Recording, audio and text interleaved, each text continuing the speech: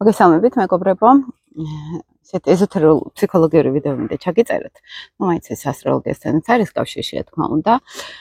ეგოზე მინდა ჩაგიწეროთ ვიდეო სატურნულ ენერგიაზე, პასუხისგებლობებზე, რომელსაც სატურნი და ლილიტი ჩვენთან აი ამ ეგო ფუნქციებს განსაზღვრავს კიდევ უფრო ღრმა ქვეცნობიერში.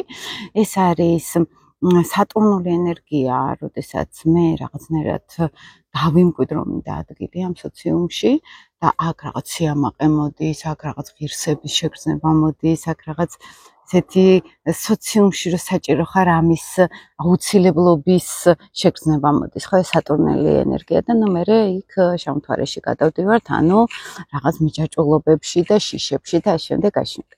ეხლა ცოტა ფსიქოლოგიურად მინდა ამ ყველაფერს მოვუარო და აი როდესაც ჩემთან კონსულტაციებზე მოდიან ხოლმე, რასაც გავდივარ ჯგუფურ თერაპევტზე, ხომ მქონდა ძალიან საინტერესო ლექცია იყო, მაგრამ თერაპია გამოგვივიდა.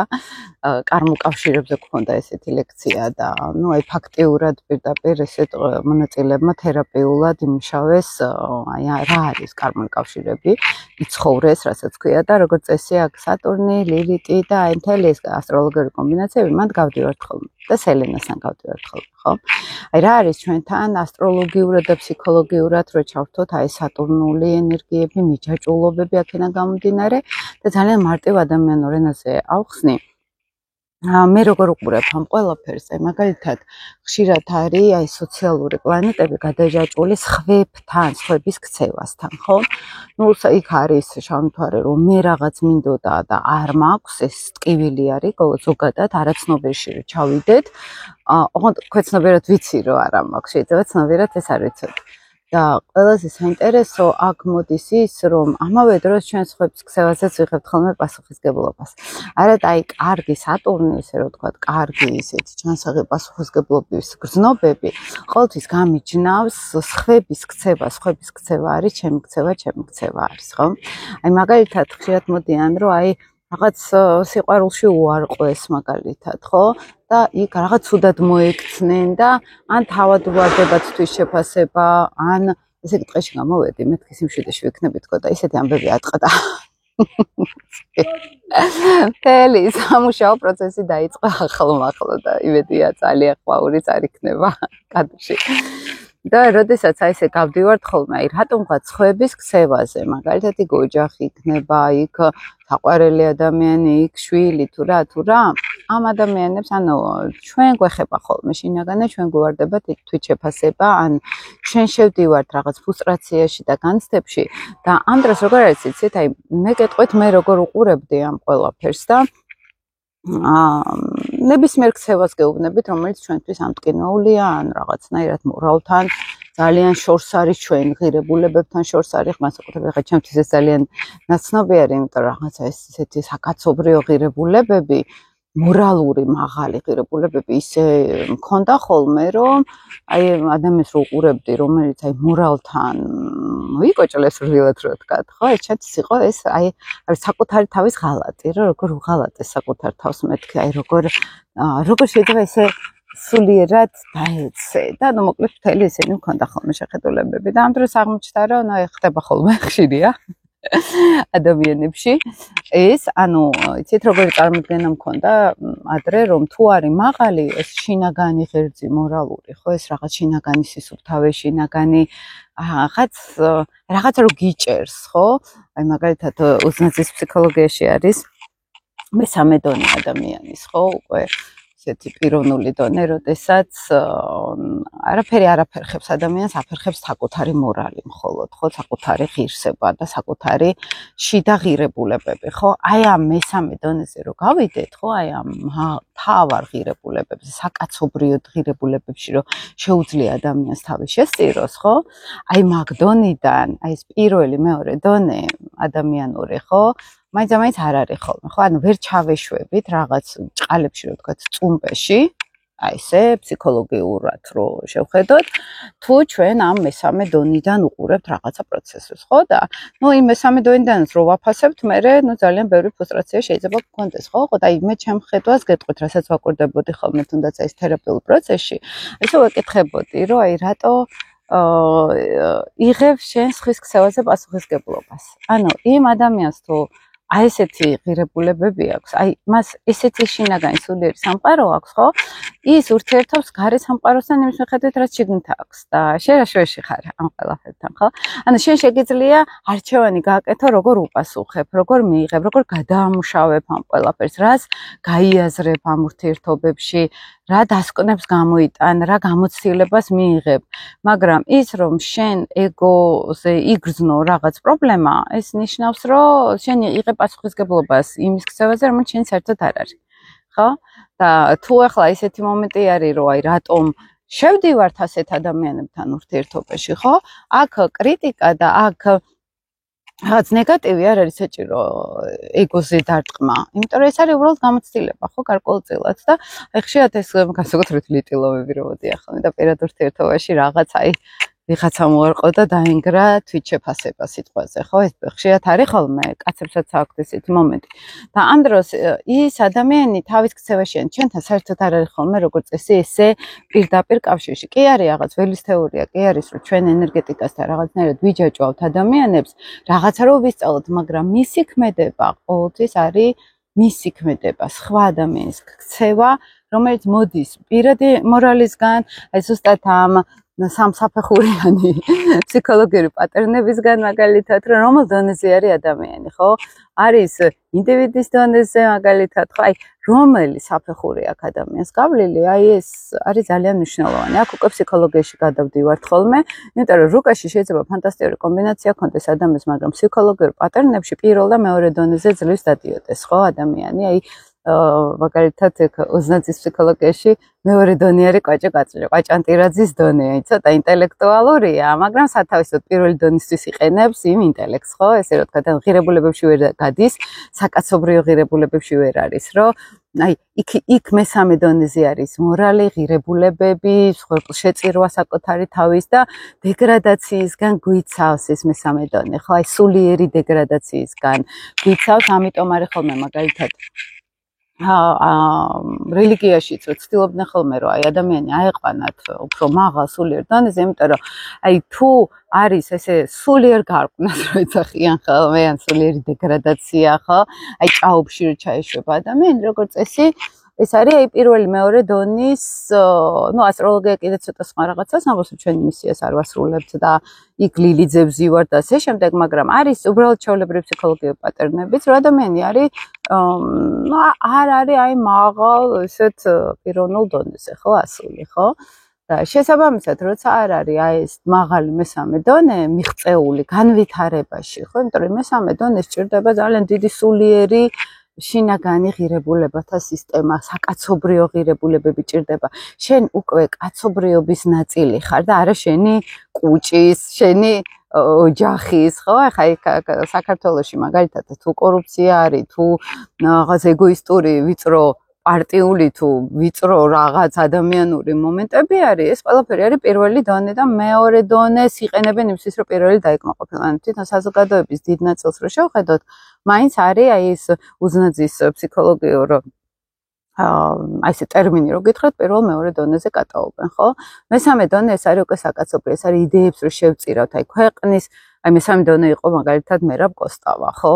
ესეც გამოხატული, მან რაღაც დიდ იდეებს შესწირა თავი, პირადი რო გადადო ისე, ხო? ანუ საკუთარი პირადი დააზიანა, პირადი კეთილდღეობა უკან დაწია, იმიტომ რომ იცოდა რაღაც დიდი იყო, ამ ყველაფერზე უფრო მაღალიც არსებობს, ხო?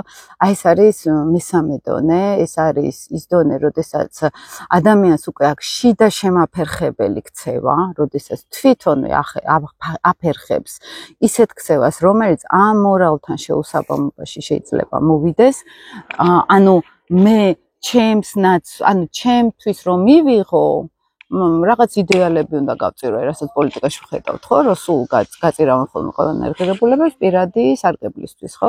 აი ეს დონე მაგალითად, ხო? აი ეს პიროვნების მაღალ დონეზე უკვე მესამე დონეზე წარმოუდგენელი არის, ხო?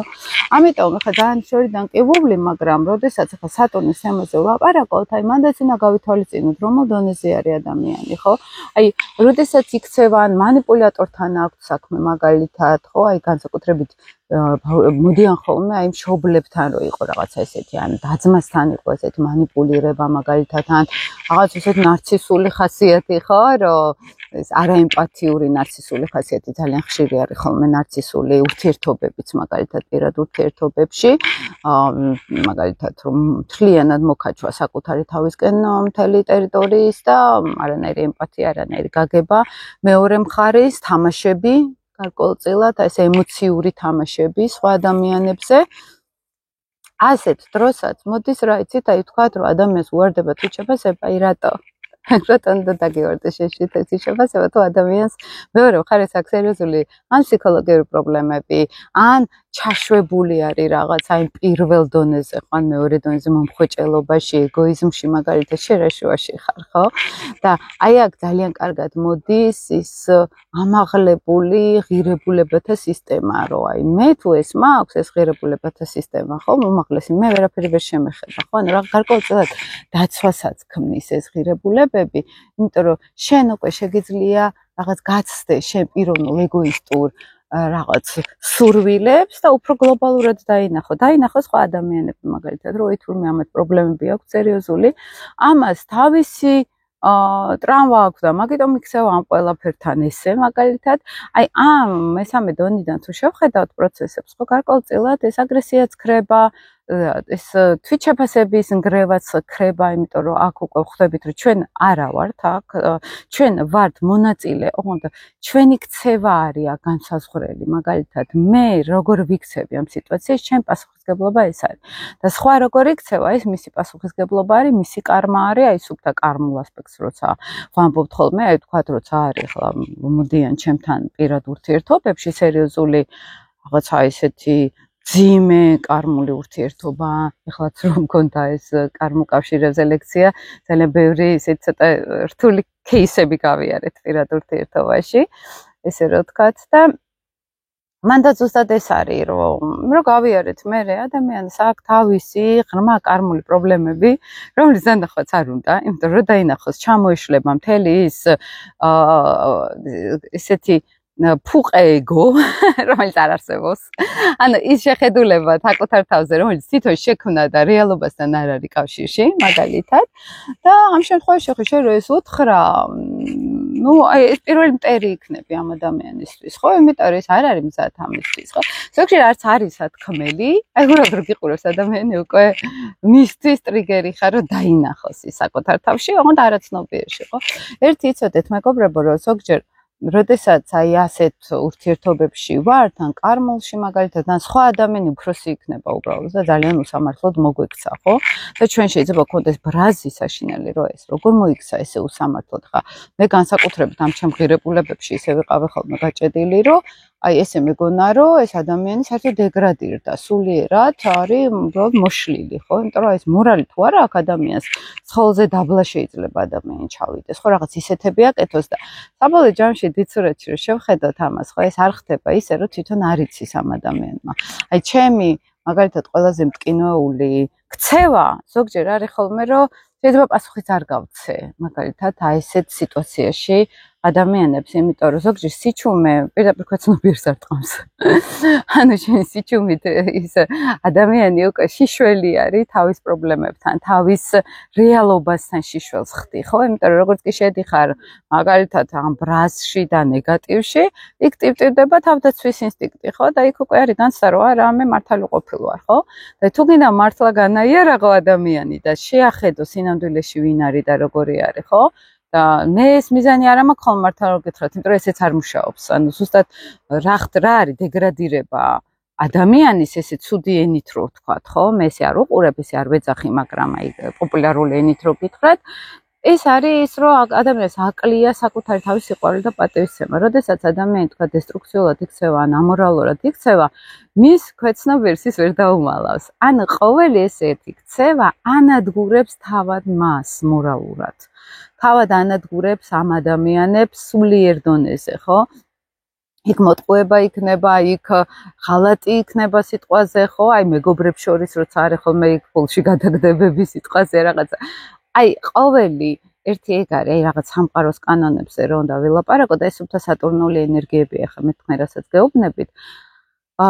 ყოველი აი ესეთი ქცევა ხლიჩავს ადამიანის სულს ნაწილებად და ჩვენც უნდა ვიყოთ მაგაში მეც ჩემ თავს ვეუბნები ხოლმე რომ არის რაღაცეები რომ ის მე აქ თუ რაღაც შევეშალა შეიძლება აი რაღაც პრობლემები დამეწყო სულიერად შინაგანად და დამეორდეს თვითშეფასება როგორ ხვდებით როგორ გონიათ რატო არის ახლა ეს თვითშეფასების კრიზისი ხოლმე ეს ნენელა გროვდება რაღაც არასწორი ქცევები არასწორი ჩვენ დამოკიდებულება რაღაცეებთან და მე გვაკარგვინებს თვითრწმენას ხო ხლიჩავს შუაზე და სიმყარე იშლება ხო კარმულად გეუბნებით ახლა ის შინაგანი სიმყარე იშლება და ადამიანი რაღაცას რო აკეთებს თქვენ რატო უნდა აიღოთ მისი ქცევა პასუხისმგებლობაში, როცა თვითონაც ძალიან კარგად იცის, შეიძლება ვერ ხვდება, ესე ცნობიერად შეიძლება საერთოდ იგივე გეწინააღმდეგებოდეს და მართალი ეგონოს თავი, მაგრამ სულიერად გატყდება, ფსიქოლოგიურად გატყდება ესეთი ადამიანი, ადრე თუ გვიან აუცილებლად, ხო? ამას ვეძახით ხოლმე უკვე კარმა რომ ძინდება ნენელა, წყენები იქნება ეს თუ მოთხოვნა, რომ მე მყავს სანაცნობოში აი ეს რო ითხოვენ და გრამი ემოციის გამოხატვა რო არ უნდათ და უნდა მიიღონ, მხოლოდ უნდა მიიღონ ყველაფერი და ძალიან ბრაზდებიან და манипуლირებენ. მე თუ ვერ მიიღებენ და ახლა დაგეუბნებიან რომ თან მე ამ ბევრ ამის გიკეთებ და არაფერს არ ვუკეთებენ არავის ამ დროს, ხო? აი ასეთ დროს სული სუსტდება, ძალიან. სული აი შინაგან დეგრადაციაში მიდის, ხო? ესე ვეძახით ხოლმე ეზოთერულად და აი ეს ძალიან მნიშვნელოვანი არის რომ ჩვენ ტკივილი კერდა ვინახოთ რომ ვაიმე ეს როგორ მომექცა ეს ადამიანი და მე თვით შეფასება დამევარ და დამჯერეთ ის ადამიანი ბევრად უფრო ცუდ მდგომარეობაში არის ვიდრე თქვენ მე მქონია ესეთი მომენტი რომ რაღაც მარტივ ყურადღებას რო ითხოვ ადამიანისგან რაღაც მარტივ სითბოს და აბსოლუტურად სხვა რაღაცაზე ჭედავს რა და უყურებ და რა ხდება რომ შენ რა სითხო რომ ის ისე უჭირს. თავისთან ეხლა პრობლემებია აქ, რომ საერთოდ ვერც დაგინახავს 1-5 ინკარნაცია მინიმუმ. და მე ამან იცით რა ამას მიმახვედ რა, რომ ხალხს იმდენი პრობლემები აქვს, რომ აი ის ჩვენ რასაც ვითხოვთ, მათთვის საერთოდ მიუწვდომელი არის, ფსიქოლოგიურადაც, ენერგეტიკულადაც მიუწვდომელია, რომ საერთოდ ვინმე დაინახონ, იმიტომ რომ თავის ნაჭუჭი არიან, თავის ტკივილებში არიან ჩახოვლები და როდესაც მაგალითად კიდევ უფრო დესტრუქციულად იქცევიან, კიდევ უფრო იკეტებიან ამ თავის ბაბლში, მოდი ესე ვთქვათ, ენერგეტიკულში, ხო? და ჩვენ კიდე ამას ვერაფერს ვერ ხედავთ და ჩვენ ვართ წყენებში, ჩვენ გვიواردება თვითშეფასება, რომ ესე იგი მე არ ვარ გივარ, აბა ისე როგორ მომექცეოდენ, ან მე არ ვარ კარგი მე არ ვარ საკმარისად კარგი, თორე აბა ისე რატო ვეტყოდნენ და სიამდვილეში არც საკუთარ თავთან გვაქვს კონტაქტი ამ დროს, არც იმ ადამიანებთან გვაქვს კონტაქტი და რო დავინახოთ ერთმანეთი სინამდვილეში, ან თქვენ მაინც დაინახოთ ის ხალხი, ის შეიძლება იმათმა ვერ დაგინახონ, მაგრამ აი თქვენ რო სიღრმეში დაინახავთ, აი ქცევაში დაინახავთ ადამიანს, ხო? აი ადამიანი როგორ ლაპარაკობს, როგორი ემოციით არის, როგორ ურთიერთობს ხვებთან. აი ეს არის სულის გამოძახილი. სულს ხედავთ თქვენ აქ ამ მომენტში და თუ ამის მოსმენა კარგად იცით, დაინახავთ, რომ ზედმეტი მოლოდინები არ უნდა იყოს ადამიანებისგან, იმიტომ ძალიან უჭირს, ძალიან ბევრს, ოღონდ ვერც ხვდებიან მაგას. ჩვენ შეიძლება ხვდებოდეთ ეს ეზოთერული საზოგადოება, ფსიქოლოგიური საზოგადოება, ну, ცდილობთ ვაგვაროთ, შეიძლება ვერ ვაგვაროთ, მაგრამ ის მაინც ვიცით რაში ვართ, ხო? და ოკეი არის და ყოველ ნაბიჯზე ნენელა რაღაც ახალ დასკვნებს მივიღებთ, ხო? მაგრამ არის ხალხი, რომელსაც შანსი არ აქვს საერთოდ აქამდეც მოვიდეს, ხო? და იმდენად უჭირთ, რომ განსაკუთრებით აი მშობლების თაობაზე არიან ხოლმე ზოგჯერ ისეთები მოდიან ჩემთან, რომ ჩემ ხელაშვილის დედები ყავთ. და მე მაგას პატარა გოგოსავით ვლაპარაკები და რაღაცა და უცებ რა ყვეჭდება რა. ჩემ ხელა დედა ყავს, ან მამა. ან და ზოგჯერ ჩემზე პატარაც კი. და უკვე რაღაც ძალიან ზოთერულ თემაზე ვლაპარაკობ ხოლმე რა. და მე მათ რო ხვდები, რომ ისეთი პატარა ხარ.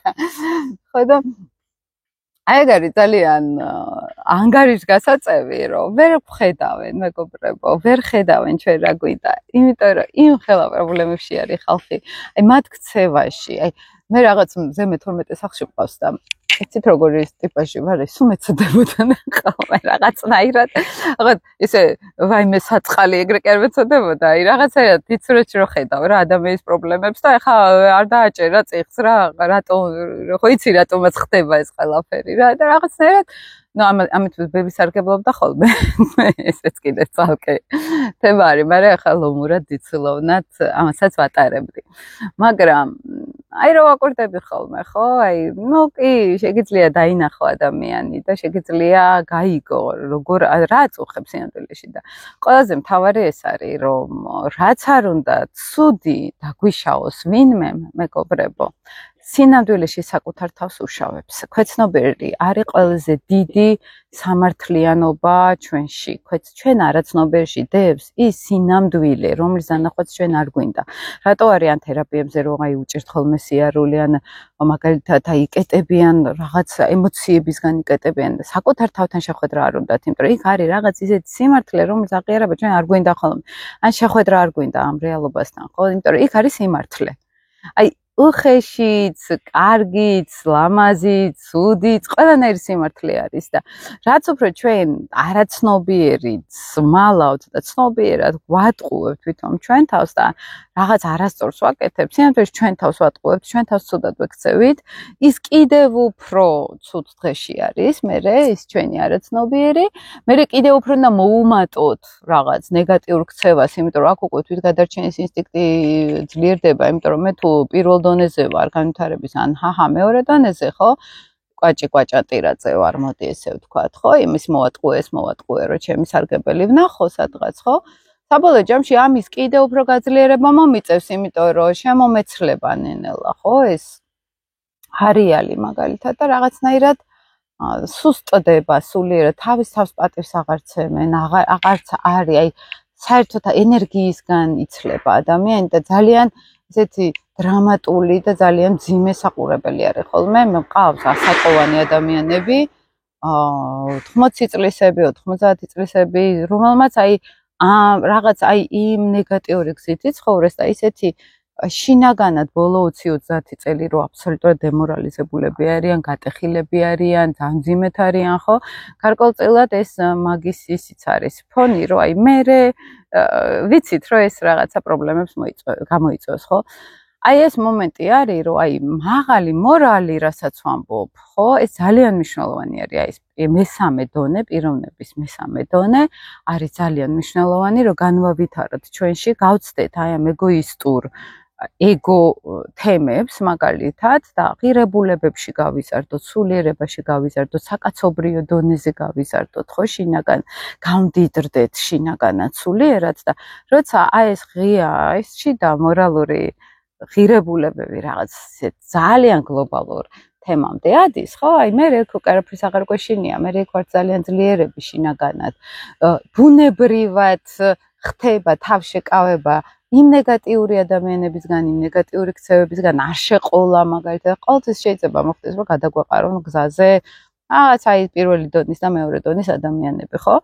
მაგრამ მნიშვნელოვანი არის აქ ჩვენი ქცევა, ჩვენ როგორ მოვიქცევით, ჩვენი არჩევანი, რა ნაბიჯს დგამთ, ხო, ამ ყველაფერში. აი ეს არის ყველაზე მთავარი და აქ არის მთავარი გამოცდები. რაც არ უნდა აი ახლა მე რო შემხვდებიან ხოლმე აი სრულად გამორეცხილი მორალისგან ადამიანები, ხო?